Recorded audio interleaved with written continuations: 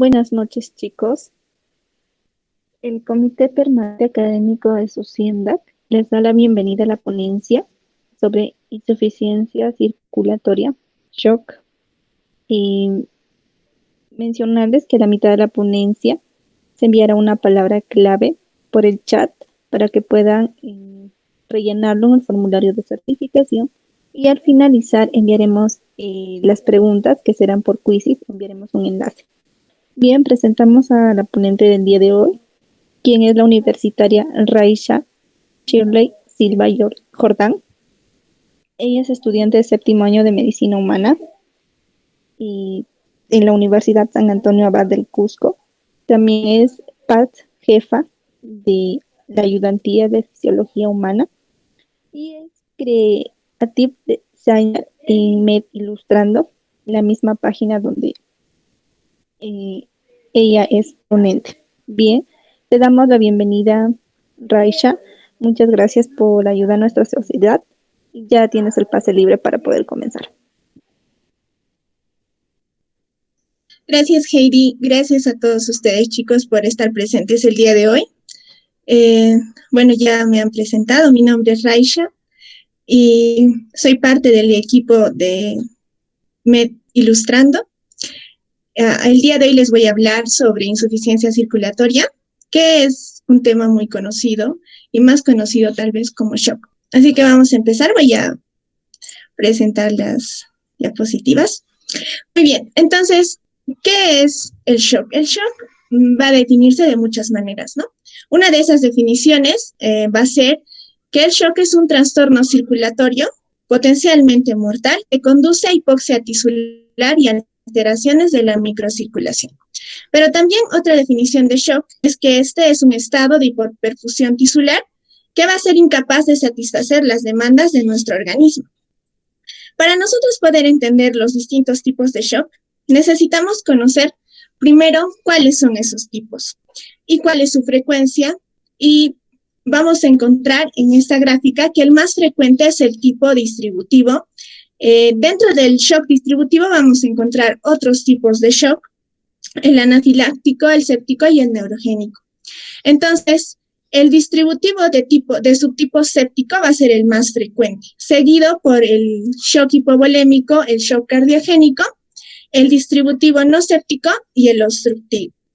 Entonces, es muy importante que recordemos estas dos fórmulas que estoy proyectando en la diapositiva. La primera es la fórmula para calcular la presión arterial. Debemos recordar que la presión arterial va a ser igual a la multiplicación del gasto cardíaco por la resistencia vascular periférica. Y a su vez, el gasto cardíaco va a ser el resultado de la frecuencia cardíaca multiplicado por el volumen sistólico. Entonces, si nosotros encontramos a un paciente que tiene hipotensión, es decir, la presión arterial en valores inferiores a los normales, debemos suponer que se ha podido alterar ya sea el gasto cardíaco, la resistencia vascular periférica, tal vez los dos. Entonces, algo que también quería que recordaran, y por eso lo puse en esta diapositiva, es que la resistencia vascular periférica va a estar muy relacionada, obviamente, a la dilatación de los vasos. Cuanto más dilatados estén los vasos, las arteriolas, las arterias, la resistencia vascular periférica va a ser menor. Y cuanto más vasoconstricción haya, la resistencia vascular va a aumentar. Entonces, toda la fisiopatología del shock va a estar en relación a estas variables, ya la fórmula de la presión arterial. Entonces, si yo tengo la presión arterial baja en un paciente y encuentro que el gasto cardíaco también está bajo, lo que va a hacer el cuerpo es tratar de compensar este estado, elevando el otro factor, ¿verdad?, de la fórmula. Entonces va a elevarse la resistencia vascular periférica. Y hemos dicho que para que la resistencia vascular periférica aumente, tiene que haber vasoconstricción. Si por el contrario lo que está reducido es la resistencia vascular periférica y esa es la que está produciendo un estado de hipotensión, el factor que va a aumentar es el gasto cardíaco. Entonces, básicamente, todo esto consiste en un juego de estas variables que están relacionadas con la presión arterial. Entonces, ahora vamos a hablar de las etapas del shock.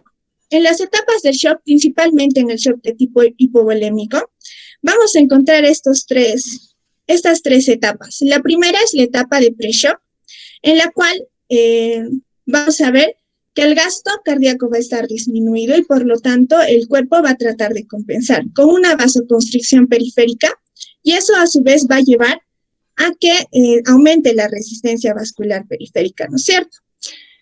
Esto va a diferir en el caso del shock distributivo, en el que, como vamos a ver más adelante, el cuerpo entra en un estado de vasodilatación. A su vez, en la etapa de pre-shock, vamos a encontrar un signo muy característico en los pacientes, que es las extremidades frías, húmedas. El tiempo de llenado capilar va a aumentar precisamente por el estado de vasoconstricción. La presión hidrostática capilar va a disminuir y, como ustedes conocen, esto va a llevar a que haya mayor absorción de los fluidos intersticiales.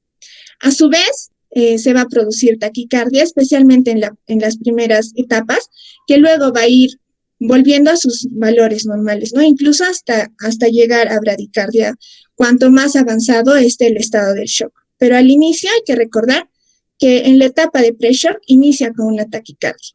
También podemos encontrar con la oliguria en estos pacientes. Bueno, en la siguiente etapa, que es la etapa de shock, vamos a encontrar un empeoramiento de la hipotensión y esto va a llevar a que muchos de los tejidos, sobre todo periféricos, entren en un estado de hipoperfusión, precisamente porque no les llega la cantidad de sangre que necesitan. Y si no les llega la cantidad de sangre necesaria, obviamente van a entrar en un estado de hipoxia tisular. Esto va a hacer que el metabolismo aerobio cambie a uno de tipo anaerobio, generando un estado de acidosis láctica. Esto no solo va a ser en un grupo de órganos, sino en la mayoría. Cuanto más va a ir de periféricos a centrales. Entonces, a nivel cerebral, también va a haber una hipoperfusión, lo que va a ocasionar un estado mental alterado. En la última etapa, que ya es de muy mal pronóstico, es la etapa de disfunción orgánica. Y muchos pacientes, cuando no son tratados de manera oportuna, llegan a esta etapa, en la cual se presenta una hipoxia cerebral ya masiva, incluso generando un grado de disfunción considerable, isquemia miocárdica y necrosis celular. Esta necrosis celular va a generar que las células liberen enzimas lisosomales que cada vez van a generar más lesión tisular y se va a formar un círculo vicioso, ¿no? Que va a seguir generando más lesión en respuesta a la hipoxia que ha generado la hipoperfusión. Muy bien, entonces ahora vamos a ver la etiología de estos cuatro tipos de shock. La etiología va a estar relacionada a dos parámetros importantes. Uno de ellos es el volumen y el otro es la salida o la cantidad de sangre que sale del corazón. Los tipos de shock que tienen que ver con el volumen de sangre son el tipo de shock distributivo y el shock hipovolémico. El shock hipovolémico es tal vez el que todos nosotros hemos escuchado hablar más en nuestras rotaciones o en nuestras clases y tiene que ver con la pérdida de sangre. Dentro del shock de tipo hipovolémico vamos a encontrar shocks que van a provenir de distintas causas. Dentro de estas causas vamos a encontrar tres principales grupos, ¿no? Los shock hipovolémicos de causa hemorrágica, que pueden ser, en este caso va a ser traumático, en el que se pierde principalmente sangre. El segundo tipo va a ser el no hemorrágico, en el cual no va a ser ocasionado por traumas y se puede perder fluidos corporales. Por ejemplo, es cuando hay una diarrea y se pierde contenido gastrointestinal. El otro es por pérdida de plasma, por ejemplo, que también vendría a ser un no hemorrágico. Por ejemplo, en el caso de las quemaduras. En el siguiente tipo, vamos a encontrar que lo que va a ocurrir es que el cuerpo va a entrar en un estado, los vasos van a entrar en un estado de vasodilatación generalizada. Y esto va a llevar a que igual el volumen, por el grado elevado de vasodilatación, no se pueda distribuir adecuadamente a todos los órganos, por la falta de presión adecuada. Esto va a ocurrir en tres subtipos de shock. el shock séptico, que se va a producir por infecciones, el shock anafiláctico, que se produce por exposición a alérgenos, que pueden ser comidas, medicamentos, picaduras de mosquitos, de abejas, que son los más frecuentes, ¿no? El otro tipo es el neurogénico, que se va a producir cuando hay un daño de la médula espinal o una hemorragia intracerebral, entre otras causas. Ahora, con respecto a la cantidad de sangre que sale del corazón, vamos a encontrar dos tipos de shock. Uno es el shock cardiogénico, en el cual la causa se va a encontrar en el mismo corazón. En cambio, en el shock obstructivo, la causa es extracardíaca.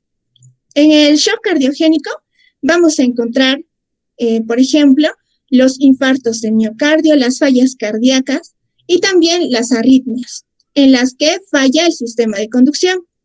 En cambio, en las causas extracardíacas que producen shocks obstructivos, vamos a encontrar, por ejemplo, los taponamientos cardíacos, el embolismo pulmonar masivo y el neumotórax a tensión.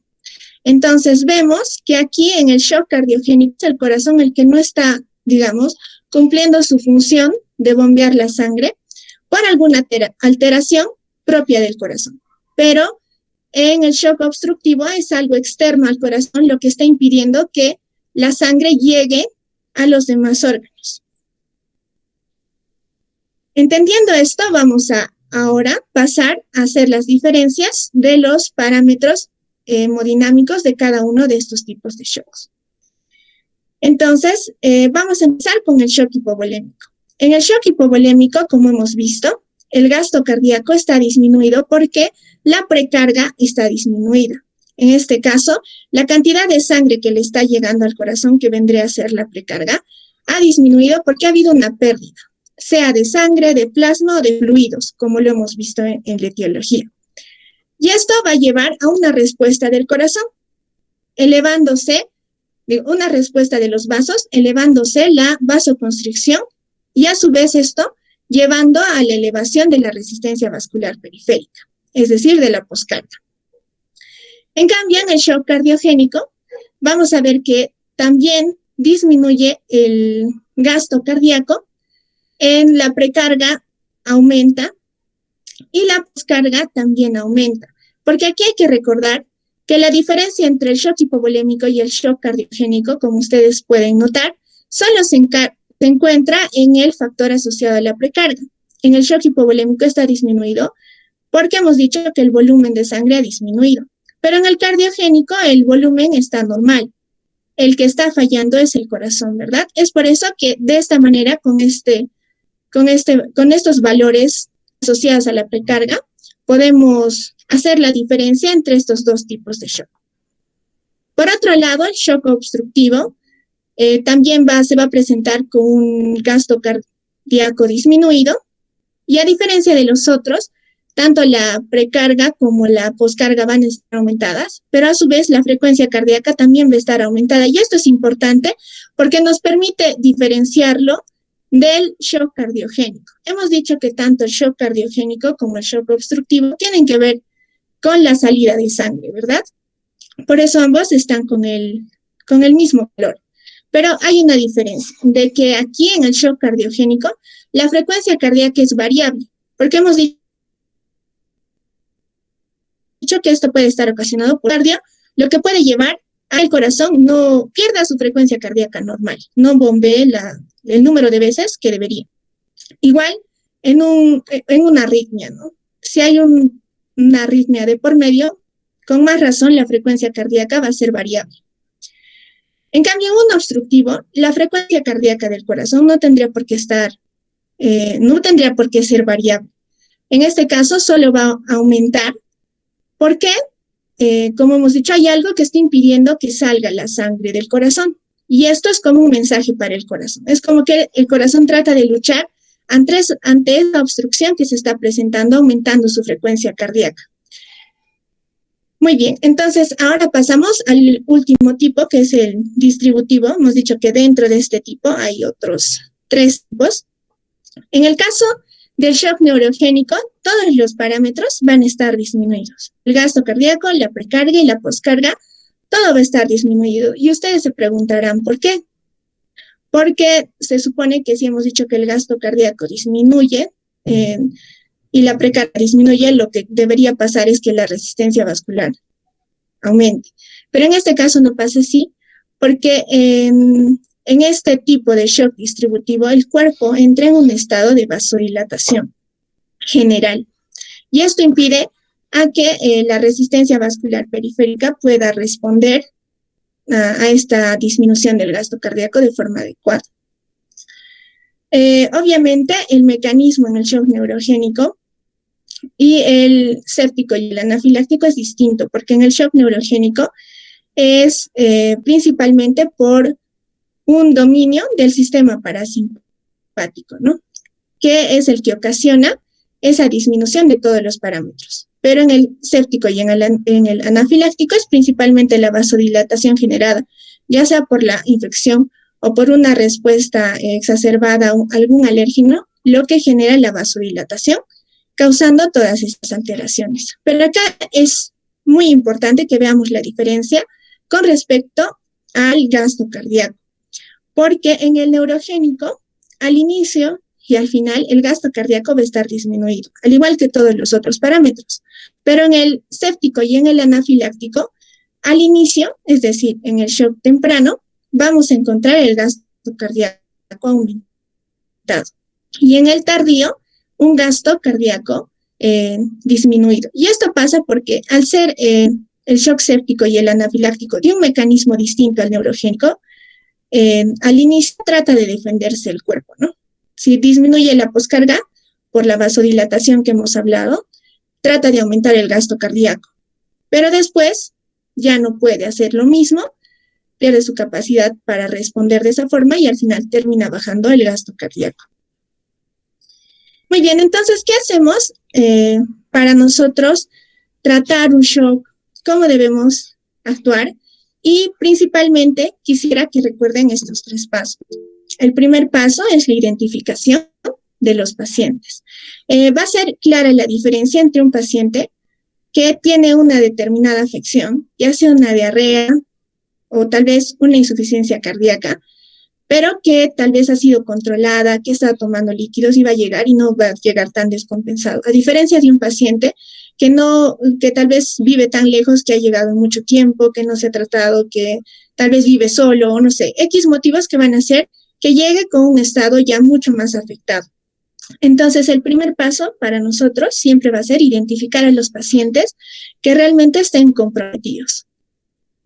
Luego tenemos que hacer una evaluación dirigida. Hemos visto que el shock proviene de muchas causas y es importante que nosotros dirijamos los signos y síntomas del paciente a la evaluación. No vamos a tener el tiempo, en este caso, de evaluarlo completamente, ¿verdad? Tenemos que dirigir nuestro examen físico al lugar donde el paciente más manifieste los síntomas. Si es una molestia torácica, pues hay que hacer la evaluación torácica. Evaluaremos el corazón, los pulmones, pero si es una diarrea, por ejemplo, trataremos de dirigir nuestro examen hacia la parte abdominal y preguntaremos sobre otros signos más que puedan estar concomitantes a esa patología. Y una vez que hemos hecho nuestro examen, nuestra evaluación dirigida, trataremos de sospechar una posible etiología. Muy bien, aquí les dejo este algoritmo diagnóstico. Como ven, lo primero que tenemos que identificar es la hipotensión arterial. Una vez que nosotros hemos encontrado la presión arterial baja, tenemos que buscar signos de hipoperfusión. ¿Cuáles son estos signos de hipoperfusión?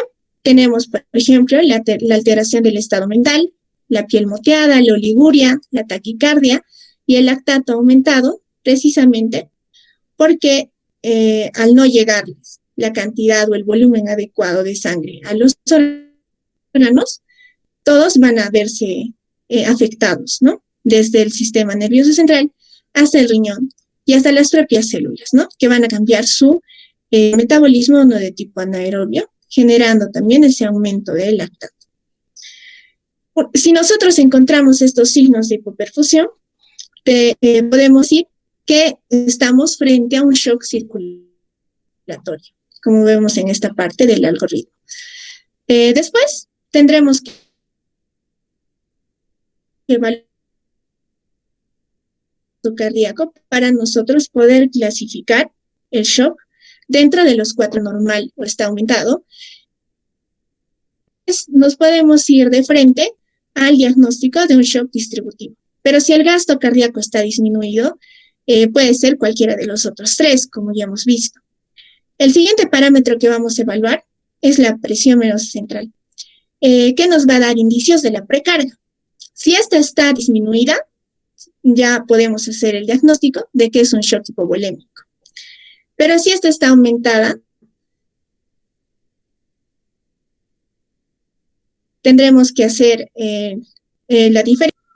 Para poder hacer la diferencia entre estos dos, como hemos dicho, uno es de causa cardíaca y lo de causa extracardíaca. El examen que más nos va a ayudar para hacer la diferencia entre estos dos tipos de shock es la ecocardiografía. Evaluaremos el corazón y si es el corazón el que tiene un problema, pues llegaremos a nuestro diagnóstico de shock cardiológico. Ahora vamos a hablar un poco acerca de las características clínicas de cada uno de estos tipos de shock. Vamos a empezar con el shock hipovolémico. Vamos a reconocer un shock hipovolémico cuando el paciente venga con extremidades frías y húmedas y entre las partes más distales van encendidas, precisamente porque no hay volumen. Y eso también se conoce como corazón vacío, ¿no? Ahora, también vamos a encontrar que la turgencia de la piel va a estar disminuida, las membranas mucosas van a estar secas, puede presentar dolor de pecho, disminución de los ruidos respiratorios, desviación traqueal si es que ha tenido un neumotórax, tonos cardíacos apagados, esto en el caso de un taponamiento cardíaco, etc. En el caso del shock distributivo de tipo séptico, hemos dicho que esto va a cambiar porque aquí el gasto cardíaco está aumentado, ¿verdad? En este caso, cuando es temprano, la piel, contraria a los anteriores tipos, está enrojecida, está caliente y el llenado capilar es normal. Pero en estadios tardíos, hemos dicho que el gasto cardíaco bajaba, recuerda. Entonces la piel se vuelve fría, pálida y el llenado capilar también es tardío, ¿no? O lento. Estos pacientitos van a venir con características de sepsis, con fiebre, incluso con otros criterios que nos van a permitir hacer el diagnóstico de sepsis, ¿no? Según cualquiera de estas escalas que conocemos. Asimismo, de acuerdo al lugar donde se haya originado la infección, también va a venir acompañada de otros signos, por ejemplo, signos de neumonía o meningismo, si se ha afectado el sistema nervioso. En el caso del shock distributivo tipo anafiláctico, vamos a encontrar esta facies en los pacientes, que es muy común.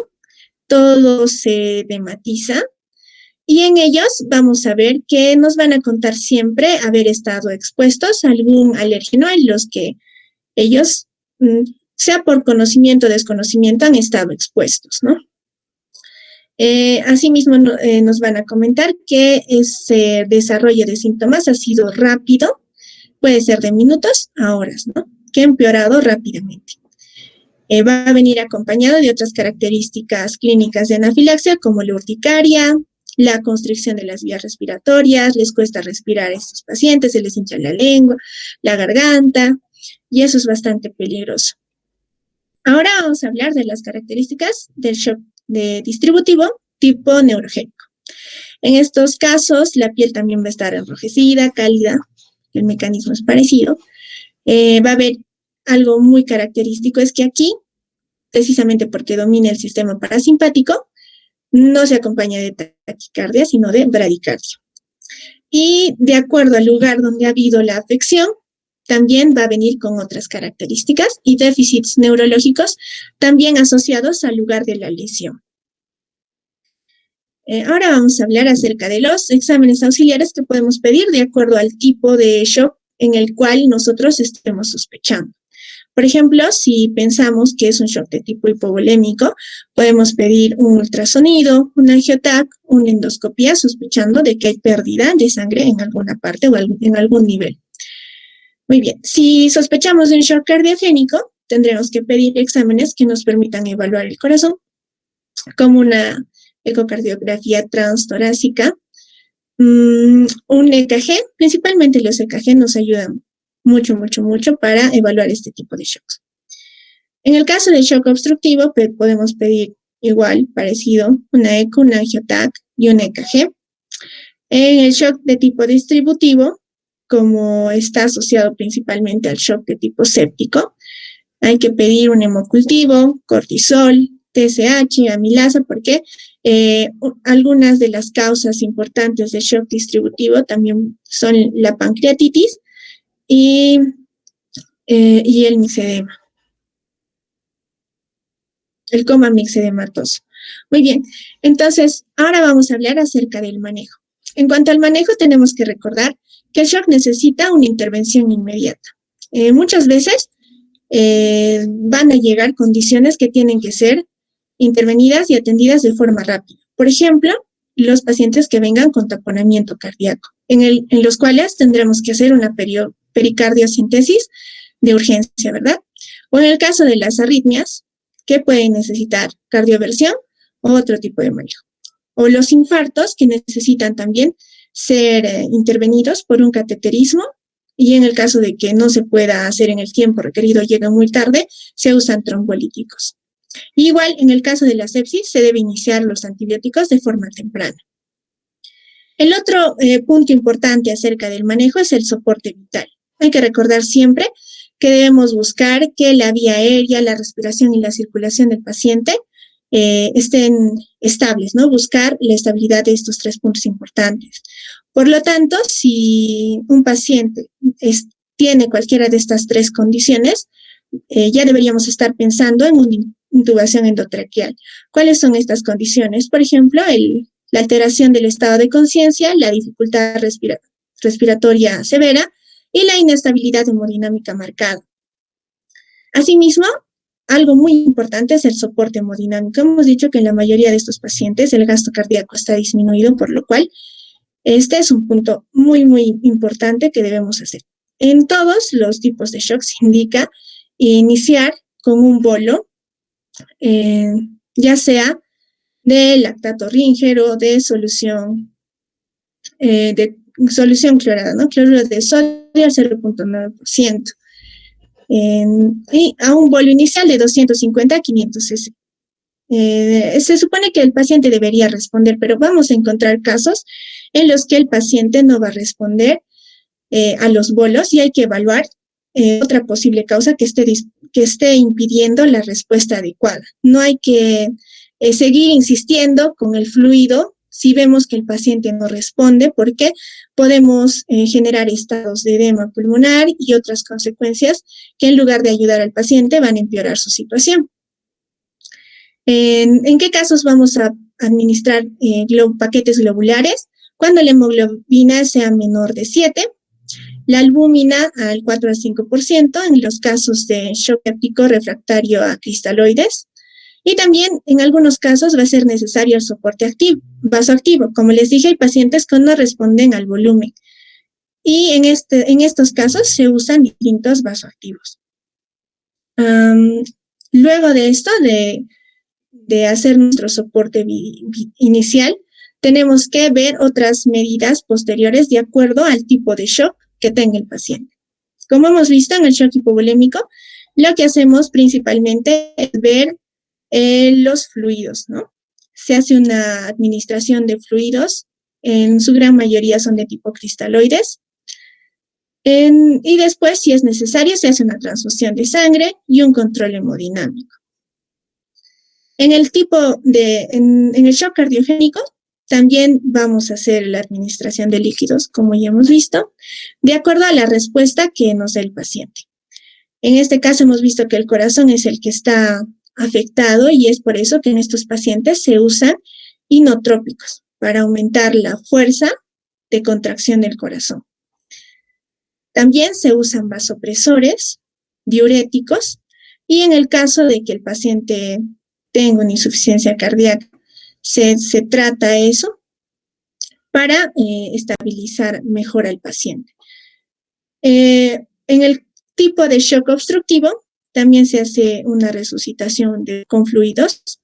Se interviene en la causa que esté causando la obstrucción, valga la redundancia. Por ejemplo, si es un taponamiento cardíaco, se hará una pericardiocentesis para eliminar ese líquido que esté ahí y el corazón pueda latir con normalidad.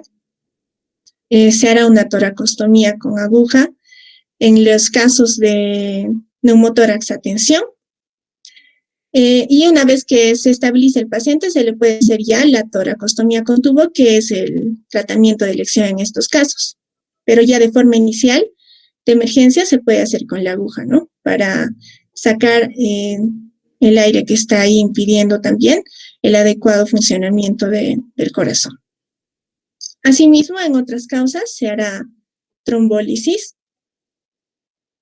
En el tipo de shock distributivo, si es de tipo séptico, también se va a usar aparte de los fluidos, vasopresores, antibióticos, como hemos visto, y el control de las fuentes infecciosas. Si hay algún absceso por ahí, se drenará. Si sea con una cirugía abierta o de una forma más conservadora, pero hay que controlar esa fuente de infección, apoyado de otros exámenes auxiliares. En el tipo de shock anafiláctico se usa epinefrina y también fluidos. En el de tipo neurogénico también se usará vasopresores y atropina en casos de que el paciente esté con bradicardia. Y bueno, ahí terminamos con la ponencia del día de hoy. Me gustaría invitarlos a que puedan visitar nuestra página. Tenemos nuestras cuentas en Facebook y en Instagram con el mismo nombre, med.ilustrando, donde van a encontrar muchas cosas interesantes, no solo tal vez resúmenes o mapas que les van a ayudar tal vez a entender un poco mejor los temas más relevantes de los cursos, sino también tips para mejorar algunas cosas que ustedes estén haciendo, como sus exposiciones, o tips para hacer sus diapositivas, curiosidades sobre la medicina, y mucho contenido más que estoy segura les va a gustar mucho. También tenemos, como ustedes pueden ver en esta parte, mapas que ustedes pueden completar a forma de práctica y así reforzar también lo que ustedes están aprendiendo en sus semestres. Bueno, sin más, les quiero agradecer nuevamente por su atención, por haber asistido ya a esta ponencia. Y si alguien tuviera alguna pregunta, creo que estamos con tiempo suficiente para responder y aclarar las dudas. Muchas gracias por la ponencia, Raisha. Excelente, la verdad. Chicos, si tuvieran alguna pregunta, por favor, déjenla en el chat para ir leyéndolas. Tenemos una primera pregunta. Nos dicen, en caso de shock, pacientes quemados, ¿cómo sería el tratamiento? Muy bien, entonces el shock de tipo ocasionado por una quemadura va a ser hipovolémico, como hemos visto, ¿verdad? Va a entrar en esa clasificación. Entonces hay que hacer el manejo hemos visto aquí, hay que hacer el uso de fluidos para reponer el líquido que se está perdiendo. Y en estos pacientes también hay que evaluar la opción de usar otro tipo de tratamientos, aparte del control de otros factores que podrían estar alterados, aparte de curar las heridas y la quemadura con el tratamiento específico, ¿no? Pero sobre todo hay que usar los fluidos para recuperar el volumen que está perdiendo el paciente. Y sobre la otra pregunta que hicieron, creo que ya la vi. El POAP es la presión de oclusión de la arteria pulmonar. Igual que la presión venosa central, es un parámetro que nos permite evaluar la precarga. Entonces, cualquiera de los dos que nosotros podamos evaluar nos va a permitir ver si la precarga está disminuida, está normal o está aumentada. Muchas gracias por la pregunta, Raisha. Chicos, si tuvieran alguna otra pregunta más, por favor, déjenla en el chat. Bien, creo que no habría más preguntas. Todo quedó muy claro, la verdad. Te agradecemos nuevamente, Raisha, por la ponencia y agradecerte también en nombre de Socienda por el apoyo a nuestra sociedad. Eh, Esperamos contar con tu apoyo en futuras ponencias. Unas últimas palabras, por favor. Ok, muchas gracias nuevamente a todos, chicos. Nada, estoy muy agradecida y gracias a su sociedad por darme esta oportunidad también de poder compartir esta ponencia con ustedes y con todos los chicos que han asistido el día de hoy. Y queda a su disposición también si necesitarían ayuda en el futuro para poder eh, ayudarlos. Creo que vi una pregunta sobre la arritmia y el shock, ¿verdad? Bueno, ahí dentro de esa pregunta hay muchas respuestas, ¿verdad? Si nosotros consideramos que la arritmia causa la variación, podríamos decir, de la frecuencia cardíaca normal, ya sea que aumente la frecuencia o la disminuya, esto va a generar que el corazón no bombee de forma adecuada. Y si bombea muy rápido, tampoco va a eliminar la cantidad de sangre adecuada, ¿no? Va a ser un volumen menor y eso no va a satisfacer las necesidades del organismo llevando a un shock.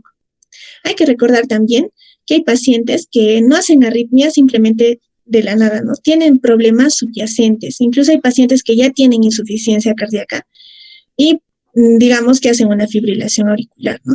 Hay que recordar que las aurículas, fisiológicamente, si las vemos, aportan como un 20% del gasto cardíaco, del volumen que se eyecta al final.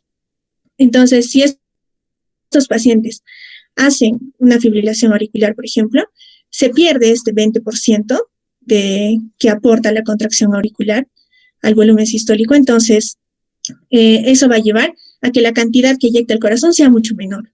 Y a su vez, se va a producir igual, que no se pueda satisfacer las necesidades del organismo, ¿no? Llevando a un shock, como hemos visto en la definición. Espero haber respondido a tu pregunta. Muchísimas gracias, Raisha, por la respuesta. Estamos muy agradecidos, la verdad. También agradecerles a ustedes, chicos, por haber participado en la ponencia.